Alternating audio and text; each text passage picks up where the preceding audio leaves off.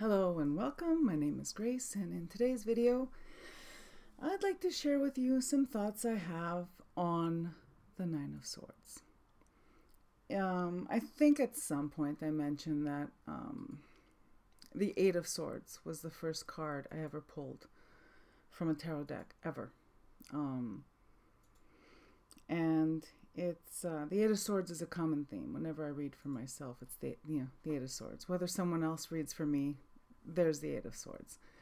My birth number is 8, straight 8, which depending on the tarot deck is either strength or justice. Both fit because of my because of my sun sign, moon sign, and ascendant. So there's that. But there's this. I had a revelation a couple of days ago about the Nine of Swords.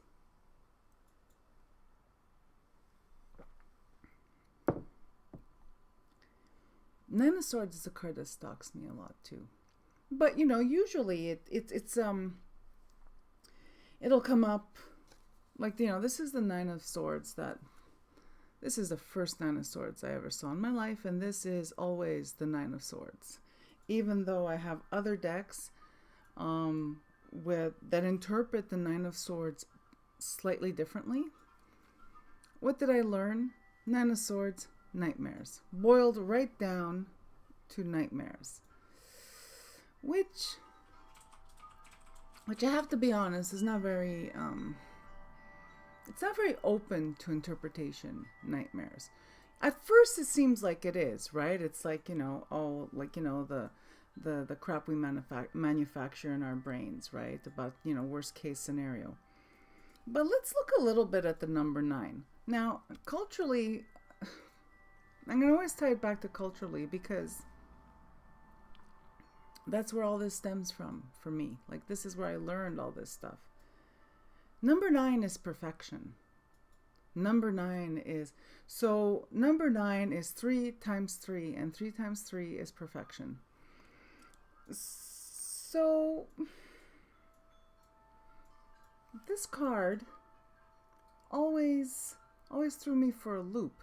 This card I couldn't take, going back to whenever I do a reading, it's always predictive. Yeah, to be honest, this card comes up when things are about to go bad. Sad news, grief. This is the card of grief. Not, that's too bad. I don't have but I have the Three of Swords in this other deck, Pagan Otherworlds. This is not grief. I did a whole video on Three of Swords, which I will link in the description box below, in case you haven't seen it, where I have a completely different experience of the Three of Swords. And I'm not sure if I mentioned it in that video, but this too, I had a recent revelation that not only is it mental anguish, feeling out of control on a thought level, there's a practical application to this card as well. And that is, I'm sorry, I'm like, I'm not feeling too well. But anyway, the practical application of this card is that sometimes, see, the swords are stabbed into the heart, right? Sometimes your head must rule your heart. So for me, this is the practical application of the Three of Swords. So back to the Nine of Swords, the actual subject of this video. Years ago, when I got to Marielle, and I looked at the Nine of Swords, I didn't recognize him. This has nothing to do with this. So it seems.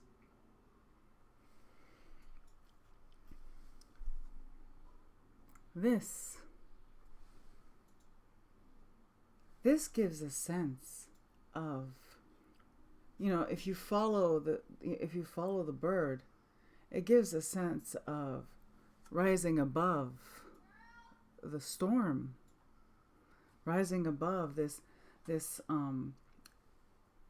the emotions, transcending emotion because of the turbulent waters, right? The waves crashing.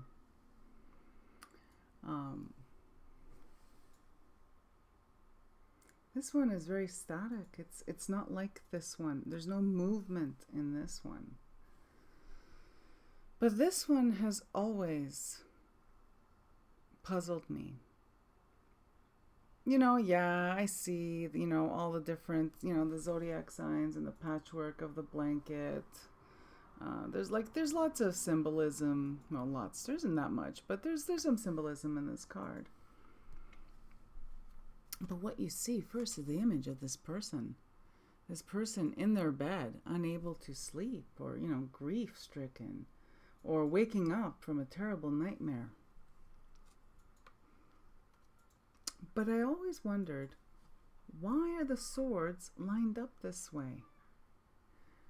My way of thinking looks at the swords lined up this way, and they're nice, they're organized, they're stacked. They're perfectly stacked. They're interlocking.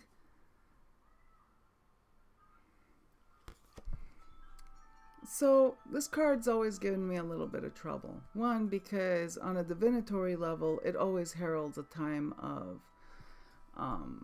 coming to terms with some really hard truths, coming to terms with some really difficult situation, coming to terms. It's like, I don't understand why I didn't see this before, right? But that's what's the most fascinating, and that's what has held my attention with tarot for like decades, is the fact there's always something new to learn. And my favorite new to learn thing when it comes to tarot is experiential, or figuring it out. Reading it in a book, someone else's interpretation, yeah, like, it's thought-provoking. But when you have your own revelation that's personal, nothing beats that. So I drew this card this week many times, like my daily draws. In order to get to know Pagan Otherworlds, because I would like Pagan Otherworlds to be another deck that I like my Rider-Waite Centennial, my Smith Centennial, that I use to read for the public. And I'm probably going to start using it right away anyway, because this one, I drew this card about 3 or 4 times this week. And I looked at it and I said, oh, the first thing that drew my attention were the swords. And I'm looking at them all nicely lined up, all with the pointed end pointing upward.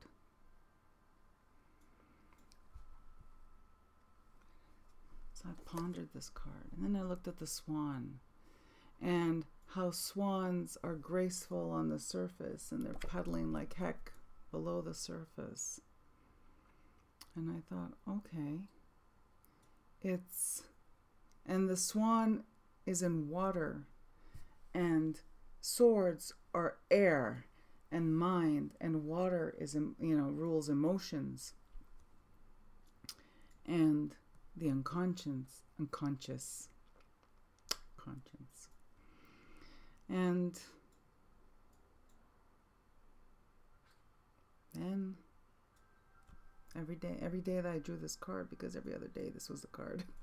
It's like it wanted me to figure it out. Finally today, or was it yesterday? Doesn't matter. Recently, in the last 24 hours, I looked at this card. No, yesterday I looked at it and I thought, all the swords are lined up. 9 is perfection. The 9 of Swords indicates that your mind has accepted, your mind or my mind has accepted and sorted out the confusion. This naturally follows the Eight of Swords, where the figure often in Rider-Waite-Smith imagery is surrounded by swords, loosely blindfolded, loosely bound, where they can get out of this. But they're surrounded by the swords, which I experience as thought forms or thoughts and information. When there's too much, there's too much information, and I'm mentally overwhelmed with detail. It is like they surround me, and I don't know. And I actually have this tell that when I'm in that state of thought overwhelm, that I actually do spin around looking for a way out through the swords.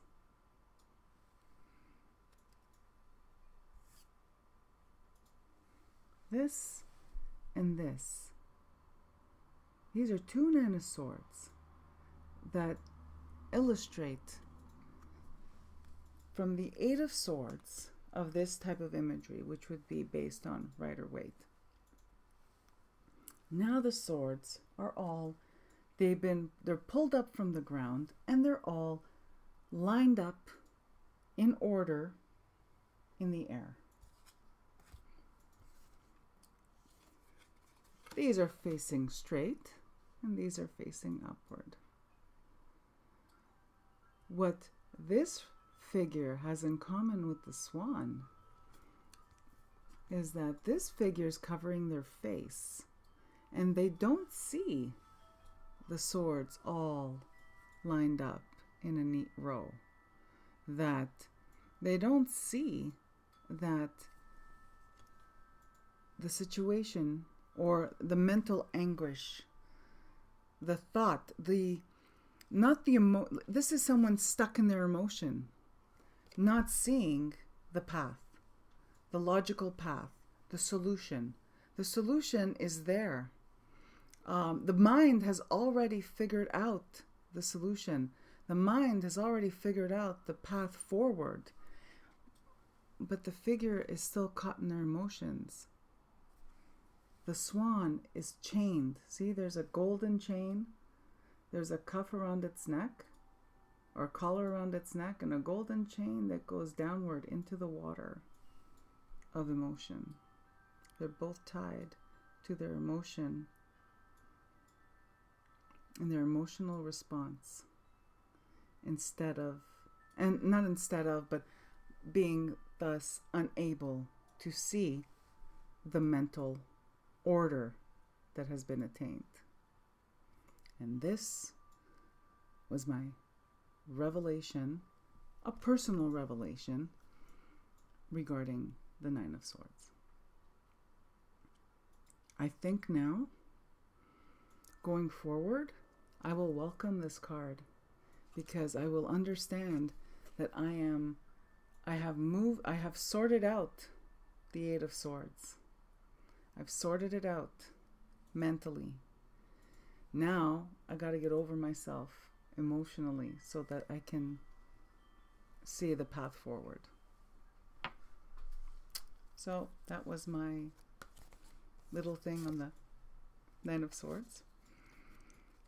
Please feel welcome in the comment section to share your experience with the Nine of Swords. On a divinatory level, nightmares. We all know these meanings, right? Mental anguish, grief.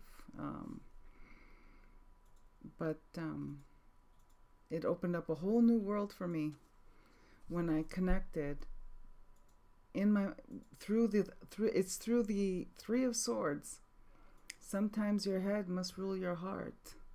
That I connected the relationship between the sword suit and the cups and the suit of cups when it comes to the human experience. This is the internal human experience. And then that brings it to another whole path of questioning now. Now I'm going to be looking at the suit of wands differently, and I'm going to be looking at the suit of pentacles differently. But right now, I think I'm going to spend a little time, pondering the suit of swords and the suit of cups and how they relate to the human experience, and how they've been mapping out my experience living in this world since the first day I drew the Eight of Swords. All right, now I'm finally done. Thank you so much for watching my video, and please do share in the comments your experience with the Nine of Swords and any revelation you had with the sword suit. I'm really looking forward to reading it. Thank you, and have a beautiful day.